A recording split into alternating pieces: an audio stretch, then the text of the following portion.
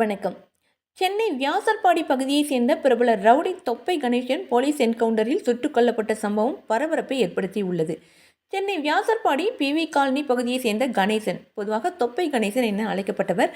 இவர் மீது 3 கொலை வழக்குகள், 7 கொலை முயற்சி வழக்குகள், 14 கொள்ளை வழக்குகள் உள்ளிட்ட மொத்தம் 30க்கும் மேற்பட்ட குற்ற வழக்குகள் வியாசர்பாடி, கொடுங்கையூர், MKP நகர் உள்ளிட்ட காவல் நிலையங்களில் நிலுவையில் உள்ளது.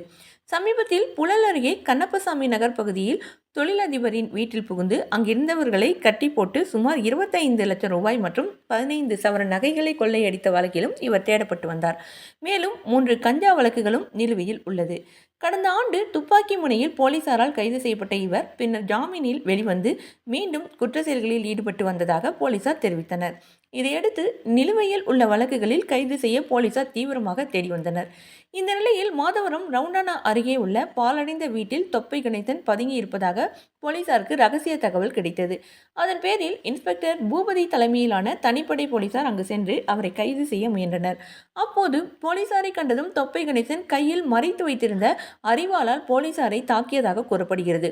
இதனால் தற்காப்பு நடவடிக்கையாக போலீசார் துப்பாக்கியால் சுட்டதில் அவர் சம்பவ இடத்திலேயே உயிரிழந்தார். என்கவுண்டரில் சுட்டுக் கொல்லப்பட்ட தொப்பை கணேசனின் உடலை போலீசார் மீட்டு சென்னை ஸ்டான்லி அரசு மருத்துவமனைக்கு பிரேத பரிசோதனைக்காக அனுப்பி வைத்திருக்கிறார்கள். இந்த சம்பவம் குறித்து போலீசார் தொடர்ந்து விசாரணை நடத்தி வருகிறார்கள்.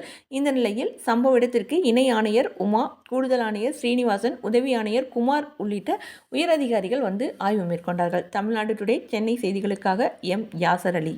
செய்தியில் நேர்மை, மக்களுக்கு நம்பிக்கை. உங்கள் தமிழ்நாடு டுடே பக்கத்தை ஃபாலோ செய்யுங்கள்.